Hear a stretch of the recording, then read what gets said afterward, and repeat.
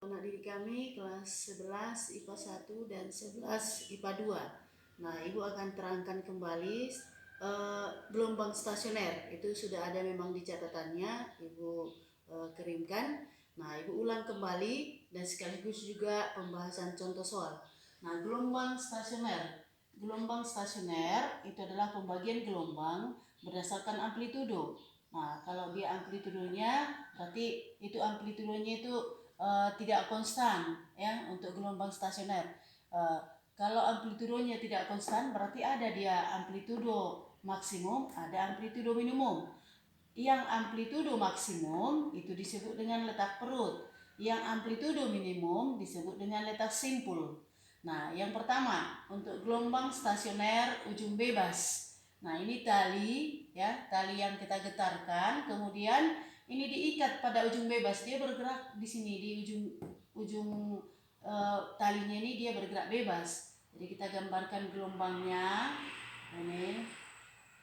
Ini gelombang datangnya. Nah, jadi untuk gelombang stasioner ujung bebas, inilah bebas tadi, ini diikat di sini. Nah, ini bisa bebas bergerak ke atas, ke bawah, talinya ini nggak terikat dia di ujung ini. Nah, maka pada gelombang stasioner ujung bebas, gelombang datangnya, inilah gelombang datang tadi, ya, ini gelombang datang, itu sepase dengan gelombang pantul. Artinya ini gelombang datang, ya, ini gelombang datang, ini juga yang merupakan gelombang pantul. Jadi ini dipantulkan kembali, ini sama, ini juga gelombang pantulnya, ya. Jadi itulah untuk gelombang stasioner ujung bebas. Nah, maka dari persamaan yang sudah kita turunkan, penggabungan antara gelombang datang dengan gelombang pantul, ini juga gelombang pantulnya. Maka didapatlah persamaan simpangannya YP sama dengan 2A cos KX sinus omega T kurang KL. L-nya ini adalah panjang talinya, ya. Jadi persamaan simpangan untuk ujung bebas YP sama dengan 2A cos KX sinus omega T kurang KL. Amplitudonya di titik P, ya. Kalau kita ambil misalnya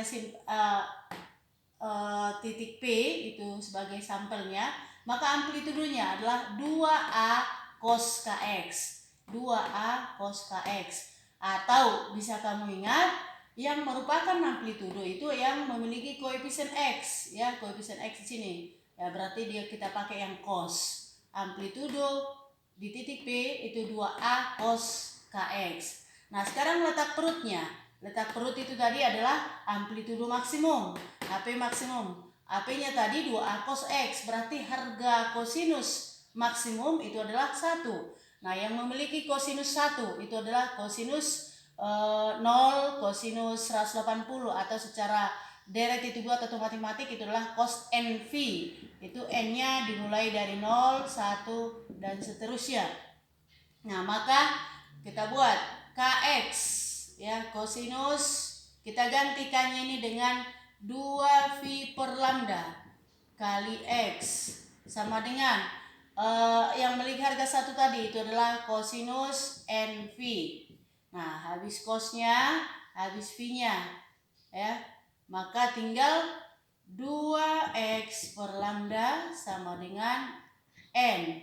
Maka X, ya, itulah letak perut tadi sama dengan mencari X-nya nih, berarti tinggal N kali lambda per 2, atau bisa dituliskan dengan N kali setengah lambda. Inilah persamaannya.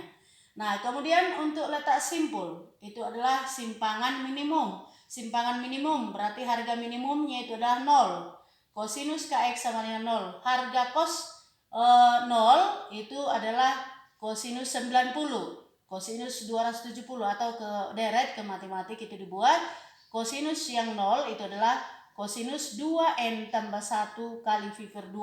Nah, kita rubah tadi kosnya, K-nya, kosinus mencari K 2V per lambda kali X sama dengan kosinus 0 tadi itu adalah kosinus 2N tambah 1 V per 2. Nah, maka persamaannya ini habis, cos V-nya habis, berarti tinggal 2X per lambda sama dengan 2N tambah 1 per 2. Maka didapat dari sini nanti X ya itu sama dengan 2N tambah 1 kali 1/4 lambda. Itulah letak simpulnya. Ini X simpul, ini perut.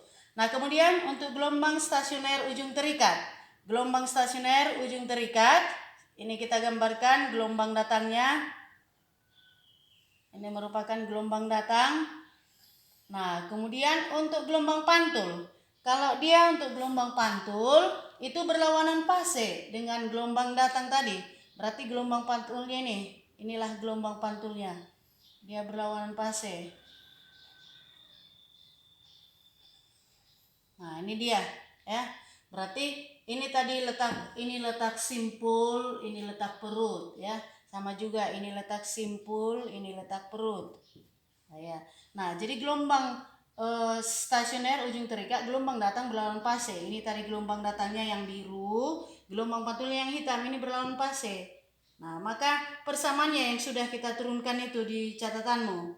YP sama dengan 2A sinus KX kosinus omega T kurang KL. Amplitudenya 2A sin KX. Jadi kalau dia di ujung bebas tadi itu adalah cos 2A cos KX.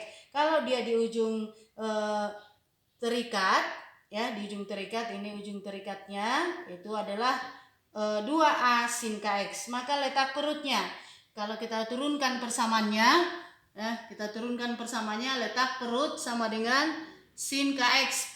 Itu harganya adalah 1. Berarti harga sinus 1 itu adalah sinus 90. Nah, kita masukkan ya. Jadi ini tadi adalah harga sinus yang memiliki harga sinus 1 itu adalah sinus 90 atau 2N tambah 1 V per 2. Kita masukkan lagi. Berarti kita gantikannya dengan 2V per lambda kali X sama dengan, ya kita tuliskan dulu sinusnya. Sinus 2N tambah 1 V per 2. Habis sinusnya, habis V-nya, ya V-nya yang habis. Kemudian 2X per lambda sama dengan 2N tambah 1 V per 2 nya tadi sudah habis, ini per 4. Maka X-nya sama dengan 2N tambah 1 kali 1/4 lambda, ya, kali 1/4 lambda. Kemudian untuk letak simpul. Letak simpulnya. Letak simpul A, P-nya adalah minimum. Berarti sinus KX sama dengan 0. Sinus 0 itu adalah sinus NV. Berarti kita buat sin KX. Berarti sinus 2V per lambda kali X. 2V per lambda kali X sama dengan sinus NV. Habis sinnya, habis V-nya, maka 2X per lambda sama dengan N. Maka letak daripada simpulnya, dari letak perut, letak simpulnya itu adalah X simpul sama dengan perkalian silangnya ini adalah N kali lambda per 2 atau sama itu dengan N kali setengah lambda. Nah, itulah letak simpulnya, ya.